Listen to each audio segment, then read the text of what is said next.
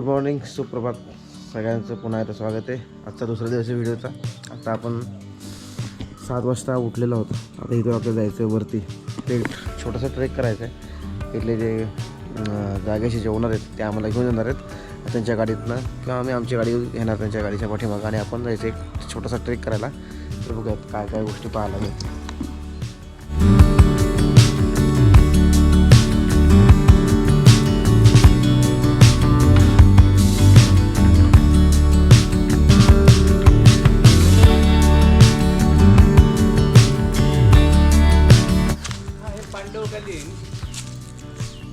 शंकराचं हे ठाणं असलेलं मंदिर आहे. हे आनंदवनपासून 1.5 किलोमीटर अंतरावर आहे. इथून सगळे दृश्य दिसतात. इथून हे धरणाचं बॅकवॉटर दिसतं. आणि शेवटची जी गावं आहेत घोल, दापसर. आता घोळ ह्या सगळ्या गावांना चांगला इतिहास आहे. इथून जर तुम्ही लेफ्टला बघितलं, इथून रायगडला जाता येतं. इथून रायगडला ट्रेक करत जायसाठी आपल्याला 7-8 तास लागतात, पण छान ट्रेक आहे. हे जिथं धरण संपतं, ह्या नदीचा जो उगम पावतो, ही नदी पानशेत धरण हे आंबा नदीवर बसलेलं आहे. आणि ह्या नदीचं जे पाणी उगम पावतं, त्या उगम पावलेल्या पाण्याचं रोज शिवाजी महाराजांना रायगडवर पाणी जायचं. म्हणजे आपण पुण्यातले एवढे भाग्यशाली आहोत, त्यातलं एक कण का होईना त्या पाण्यातून पडून आपल्याला पिण्यासाठी पुण्यासाठी म्हणजे इतकी शुद्धता. रायगडवर विपुल पाणी आहे, परंतु हे पाणी राजघराण्याला तिथे पिण्यासाठी जायचं. म्हणजे त्या पाण्याची काहीतरी क्वालिटी असणार आहे. बरोबर. बरं, इथंच एक ही जिथं धरण संपतं तिथं दापसरे गावावर एक शंभूची बाजारपेठ, ज्याची इतिहासात नोंद आहे. शिवाजी महाराजांची मोठी बाजारपेठ होती. त्या बाजारपेठमध्ये इथले पश्चिम घाटातले जे भाजीपाले असायचे ते तिथे यायचे, आणि कोकणातले जे सुक्कं मावरं किंवा मच्छी असायची ती तिथे यायची, आणि त्यांची देवाणघेवाण व्हायची. आणि हा परिसर त्यावेळेला शिवाजी महाराजांच्या सुरक्षितेसाठी चालायचा. तिथंच एक घोडकल म्हणून गाव आहे. तिथं शिवाजी महाराजांचं 5000 घोड्यावरच्या सैन्यांची प्रॅक्टिस असायची, किंवा तिथं स्टोरीज असायची, किंवा तिथं तळ असायचा. त्या गावाला पण घोडकल म्हणून नाव दिलेलं आहे. ह्या धरणातून सर्वात शिवाजी महाराजांचा जास्त वावर असायचा, किंवा मावळ्यांचा दबदबा असायचा.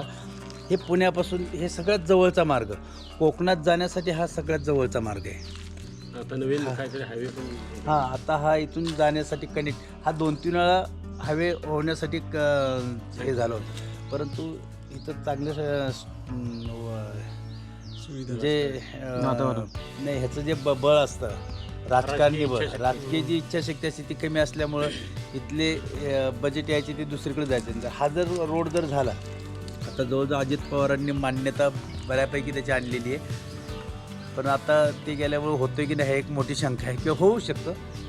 त्याची भविष्यात फार गरज आहे. 32 किलोमीटर कोकणात जायला अंतर कमी होणार आहे पुण्यापासून.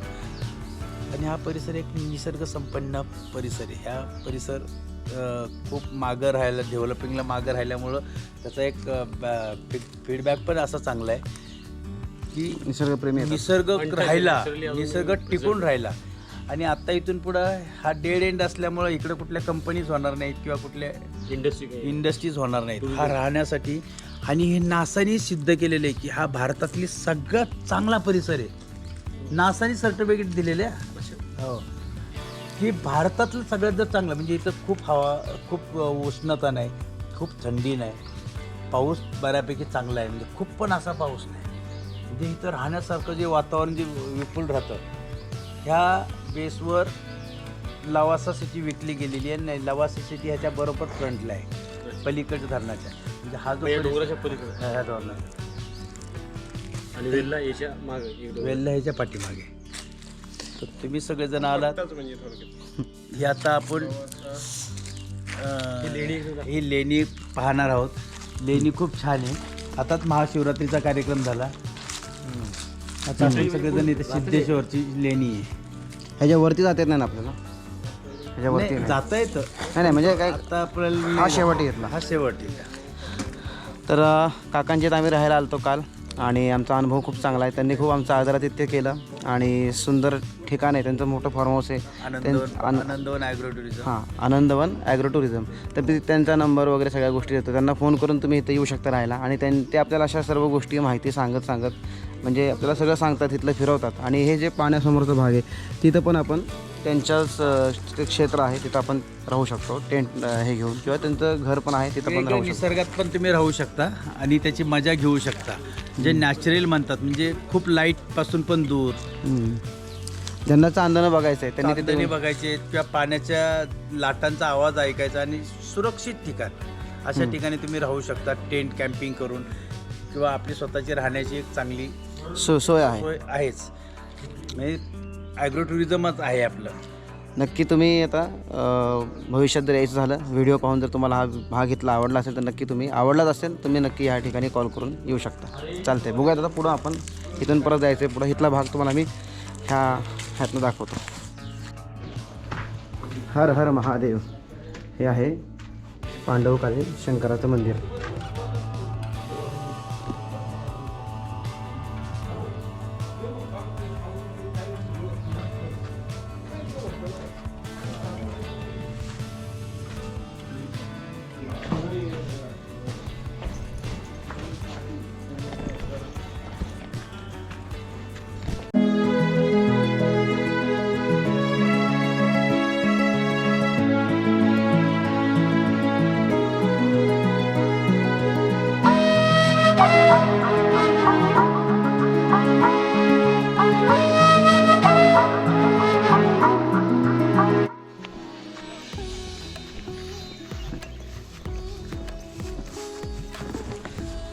तर मित्रांनो, आता आमचं फिरणं झालं वरती पूर्ण. आता आम्ही चाललो आहे खाली गाडीकडे.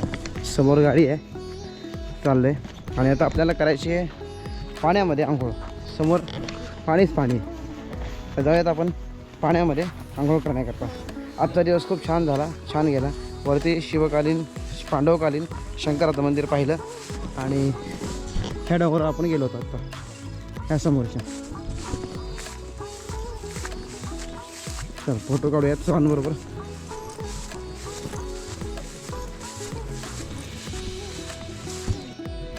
तर मित्रांनो, काल रात्री आम्ही जिथं राहिलो ते हे ठिकाण, या ठिकाणी आम्ही काल राहिलो. सुंदर ठिकाण. आणि तिथं ह्या स्विमिंग टँकमध्ये आम्ही काल पोहलो. आज आपल्याला पोहायचं आहे धरणाच्या पाण्यामध्ये. इथं आम्ही राहिलो. आता मागं एक डोंगर आहे. तुम्हाला इथली हे जे ठिकाण आहे ना तुम्हाला मी दाखवतो. Open the sky. आता वाजलेत बरोबर 9:40 झाले. आता आपल्याला जायचं आहे, नाश्ता करून जायचं आहे खाली धरणात आंघोळ करायची, तिथनं घरी जायचं आहे. जायला 12-1 वाजतील.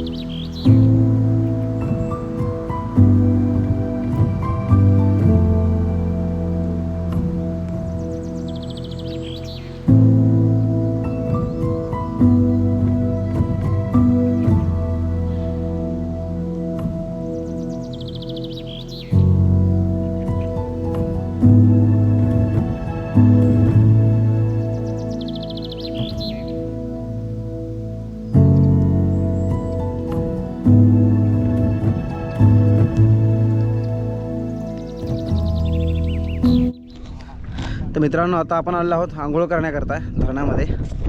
ते समोर आहे धरण, ते आंघोळ करायची आपल्याला. तर तुम्ही पहा नजारा. तर मित्रांनो, आता आपण आलो आहे इथं आंघोळ करण्याकरता. आणि आपला ड्रोन इथं आहे. इथे आंघोळ करतात. एकदा कांतारासारखा आवाज काढ. तो काय ह्याच्यात काढायचा आहे.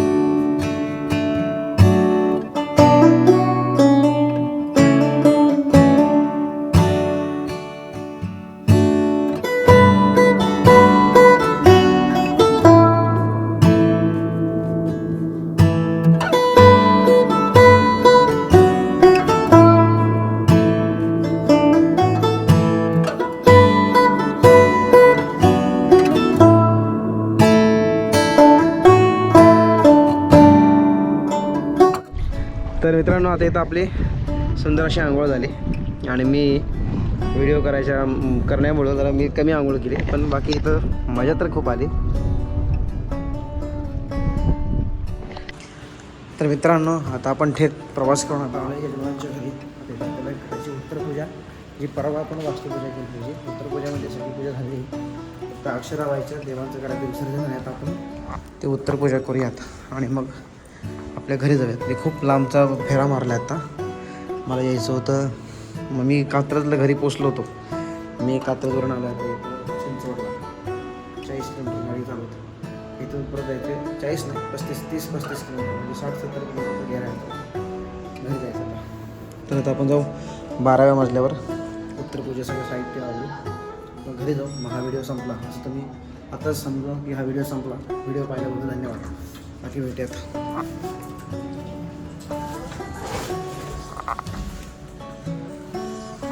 तर हा व्हिडिओ इथेच संपवतो. धन्यवाद व्हिडिओ पाहिल्याबद्दल. भेटूयात पुढच्या व्हिडिओमध्ये लवकरच.